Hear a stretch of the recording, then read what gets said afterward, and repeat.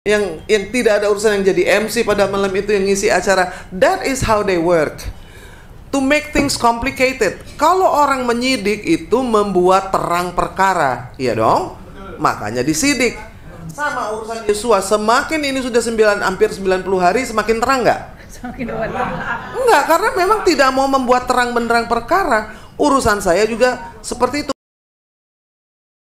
Assalamualaikum warahmatullahi wabarakatuh. Silakan, ini Bu Irma Huta Barat ya. Jadi maksudnya awalnya gimana Bapak Jokowi? Dibuka dengan horas, ditutup dengan horas. Iya. Tadi pertanyaan tentang apakah polisi baik itu hoax ya. Saya waktu tahun 2002 itu juga pada saat mendirikan KPK itu juga dipanggil terus bolak-balik ke polisi, ada yang memfitnah saya. Saya mendirikan KPK tapi saya korupsi. Gitu ceritanya. Padahal saya bukan pegawai negeri, nggak ada urusan dengan uang negara, dan itu uang yayasan yang hanya boleh dipakai bunganya saja. Jadi saya ingin mengajarkan supaya kita itu kalau ada uang kita pakai trust fund sehingga uangnya tidak habis. Yang dipakai itu hanya untungnya saja, pada waktu itu bunganya lah ditaruh. Anyway, karena tidak ada, ditanya saya, lawyernya ada 40 kalau nggak salah waktu itu, dari LBH, dari UI, dari teman-teman berurusan ke polisi. Waktu itu Kapoldanya namanya Makbul Padmanagara, ya. Saya dipanggil sampai berpuluh kali. Saya bilang, Pak, Bapak kalau cari kambing hitam susah nih, karena saya kambing putih. Ini kan kalau uang dimasukin ke bank itu ada jamnya, ada menitnya, ada detiknya. Jadi kalau dimasukin, ini uang ada, dimasukkan ke bank dalam deposito. Jadi tidak ada 1 sen pun yang terambil. Tapi saya tidak tahu, mungkin waktu itu lagi urusan politik yang ada yang mau jatuhin Sutioso, ya kan, mau tembak ke sana tapi tembaknya ke saya gitu. Nah, peristiwa politik yang kacau balau itu melibatkan polisi juga. Tapi tidak bisa dijadikan tersangka karena memang tidak ada 1 sen pun uangnya yang berkurang. Intinya saya mau cerita bahwa di dalam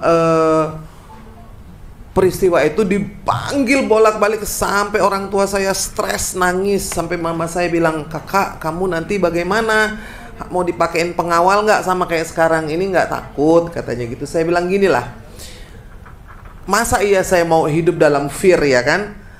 Kalau kita kemana-mana harus dikawal, berarti kita sama takutnya dong sama orang-orang yang pakai centeng itu, ya dong.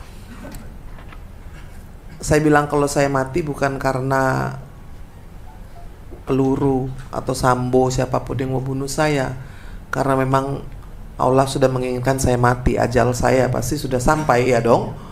Tapi selama hidup saya tidak mau hidup dalam ketakutan.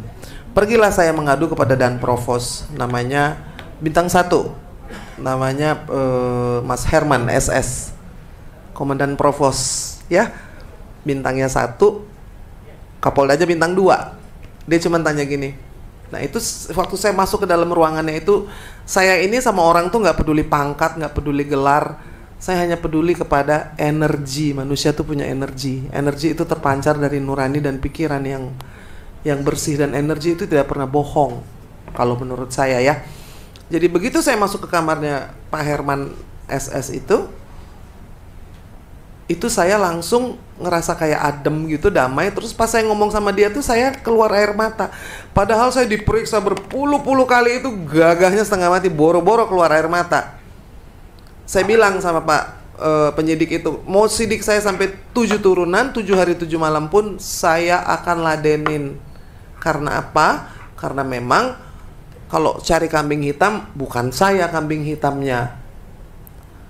Jadi ditanya sama Pak Herman, uangnya diambil nggak? Mana bisa ambil, orang itu uang yayasan kok, nggak ada yang bisa ngeluarin. Uangnya ada di mana? Ada di bank.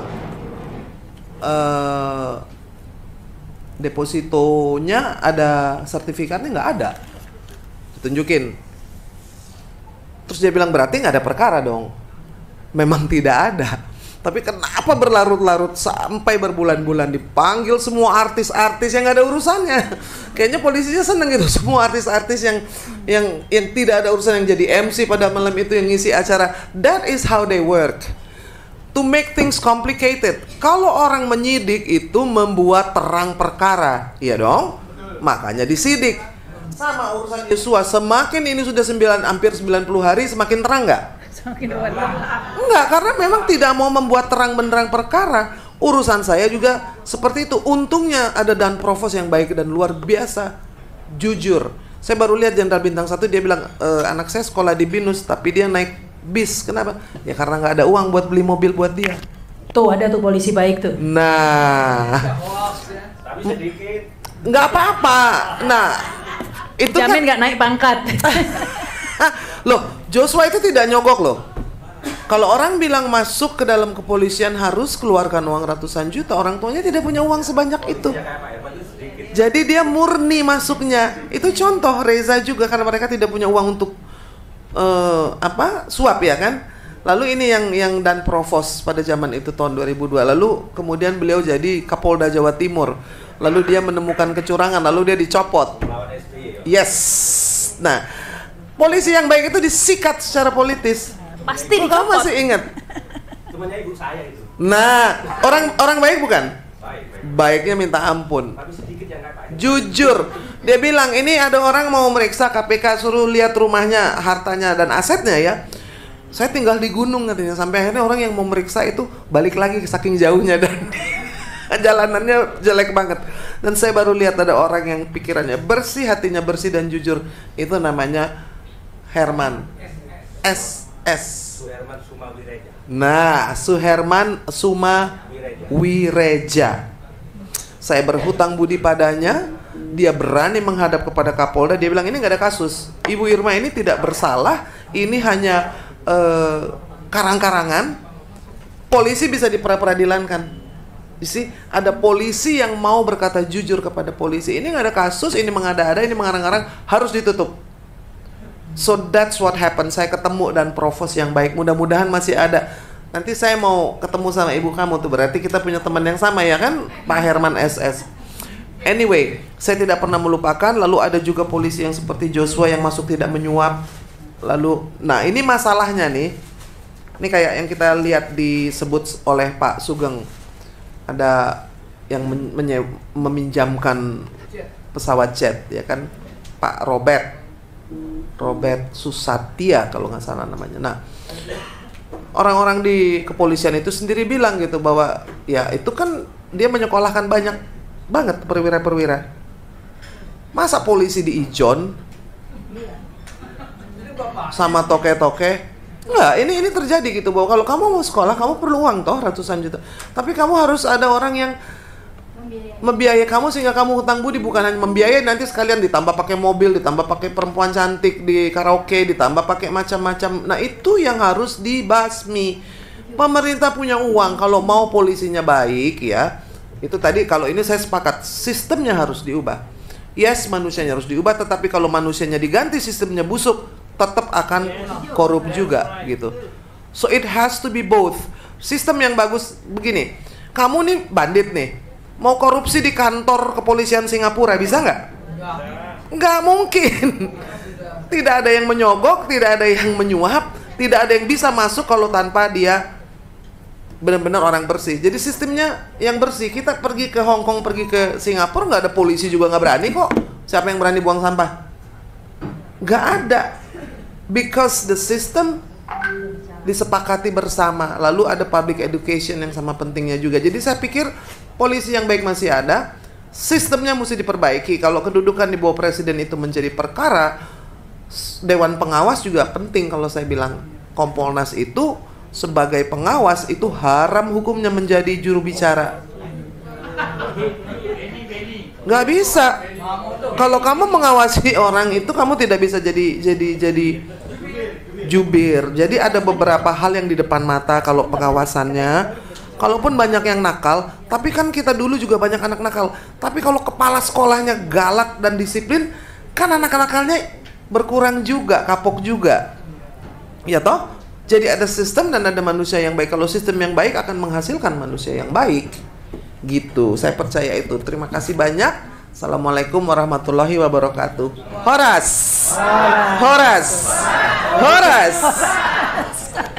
Waalaikumsalam warahmatullahi wabarakatuh. Ya, terima kasih sudah bergabung ya, bertahan ibu-ibu ini luar biasa. Jadi percaya deh kalau demo nanti semangat.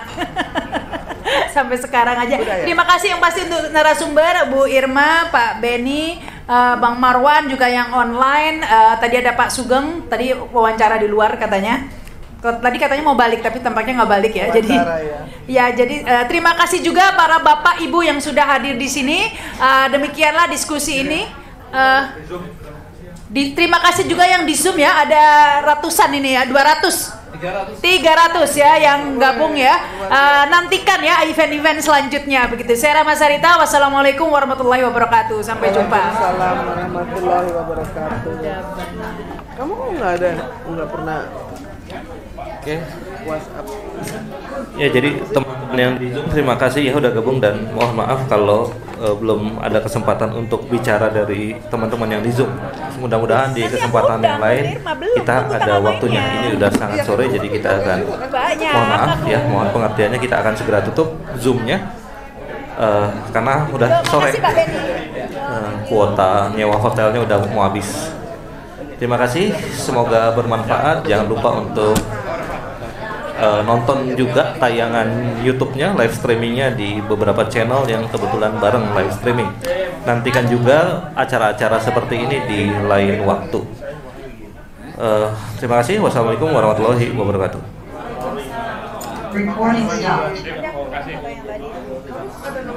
Ada sudah aku minta dong, aku masuk dulu.